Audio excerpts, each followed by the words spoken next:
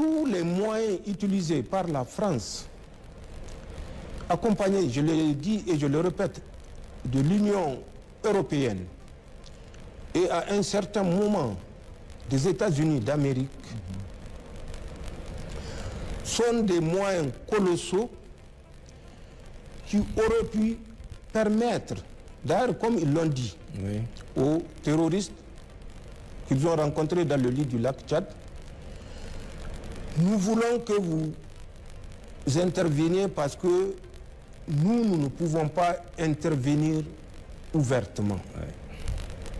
Certaines puissances ne nous laisseront pas faire. C'est ce qu'ils ont dit aux terroristes de ISWAP et de Boko Haram, puisqu'il y a les deux ailes. Nous vous donnerons tous les moyens pour que vous finissiez avec les pays de la Confédération, en commençant par le Niger. Exprimez vos besoins, qu'ils soient financiers, qu'ils soient matériels, qu'ils soient en ressources humaines. Et vos vœux seront exaucés. Ça, c'est eux qui leur ont dit ça en mars de cette année 2025, le 15 mars exactement. Lors de son entretien avec la télévision nationale, le président du Niger, Abdourahmane Tiani, a accusé la France, l'Union européenne et l'ancienne administration des États-Unis d'être instigateurs de la déstabilisation de l'Alliance des États du Sahel, impliquant des réseaux de renseignement. Dans un entretien fleuve d'une durée de près de 4 heures accordé dans la journée du 31 mai à la radio-télévision du Niger, en abrégé RTN, le président du Niger, Abdourahmane Tiani, a accusé des puissances occidentales, dont la France, de mener des guerres indirectes et des opérations de déstabilisation contre la Confédération des États du Sahel, en abrégé AES, depuis des pays voisins citant le Bénin, le Nigeria et la Côte d'Ivoire. Selon le général Tiani, des réunions auraient eu lieu au Nigeria et dans le bassin du lac Tchad, entre des représentants de pays occidentaux et leurs alliés africains.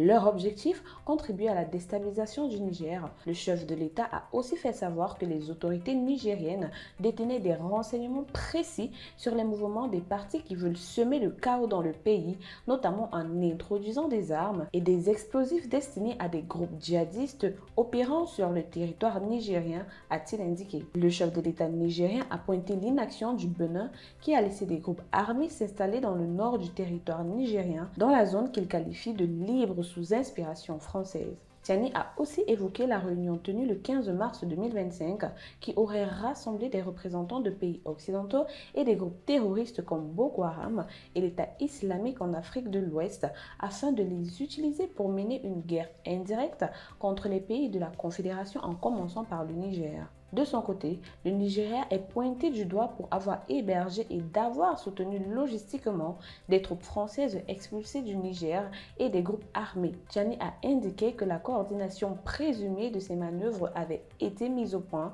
lors de 2 réunions organisées à Abuja les 25 janvier et 3 février dernier. Ces rencontres auraient réuni des représentants de la France, des États-Unis, du Niger, du Bénin, de la Côte d'Ivoire ainsi que des délégués de groupes armés terroristes tels que Boko Haram et l'ISWAP. L'objectif de ces rencontres était de renforcer financièrement l'armement et le soutien logistique de ces groupes pour mener des actions subversives contre les pays de l'AES. Selon le général Tiani, le comité international de la Croix-Rouge, récemment expulsé du Niger, aurait participé à la seconde rencontre servant de circuit financier pour les opérations de déstabilisation. Pour tout soutien inférieur à 1 milliard de francs CFA, c'est à travers le compte de la Croix-Rouge nigérienne. Pour les montants supérieurs, via les Croix-Rouges du Bénin, de la Côte d'Ivoire et du Nigeria, a affirmé le chef de l'État nigérien. Le président nigérien a aussi mentionné l'identification de 2 cellules françaises qui seraient toujours actives dans la région. D'après Tiani, la première cellule dont l'existence remonterait à l'après-coup d'État du 26 juin 2023 serait dirigée par l'ancien sénateur français Jean-Marie Bockel, envoyé spécial d'Emmanuel Macron en Afrique. Son objectif serait de prévenir toute contamination sahélienne et de maintenir l'influence militaire française dans la région. Concernant la deuxième cellule mentionnée par Tiani, qui porterait le nom de cellule Sahel de l'Élysée, sa création daterait de septembre 2024 sous la coordination du diplomate français Christophe Guilloux et rassemblerait des agents de la DGSE, des diplomates et responsables de l'Organisation internationale de la francophonie. La cellule serait dirigée par le diplomate et ancien consul de la France à New York, Jérémy Robert, qui disposerait des fonds illimités pour déstabiliser l'AES selon le président du Niger.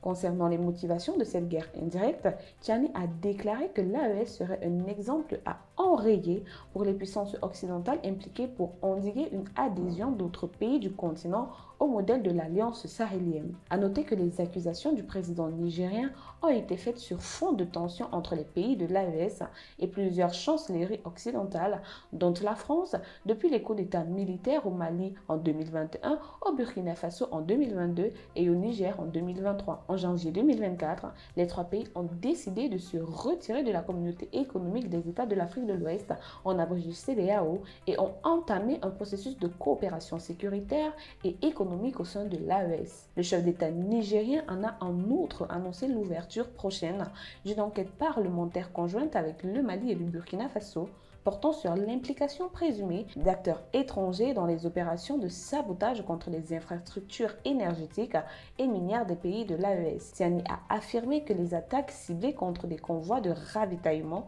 et des installations pétrolières à Difa et Tillabéri auraient été coordonnées avec le soutien logistique d'un réseau d'agents opérant depuis les ambassades occidentales à Niamey. Ce n'est pas seulement nos frontières qu'ils violent, c'est notre souveraineté économique qu'ils tentent d'asphyxier, a-t-il déclaré, évoquant une guerre hybride menée sur plusieurs fronts. Et vous, que pensez-vous de cette intervention du général Abdourahmane Tchani et quelles seront les conséquences des révélations qu'il a faites sur la chaîne nationale? Pour plus de contenu sur l'actualité africaine, suivez-nous sur le réseau social africain Diba World et sur toutes nos autres plateformes. Tous les liens sont disponibles dans la bio.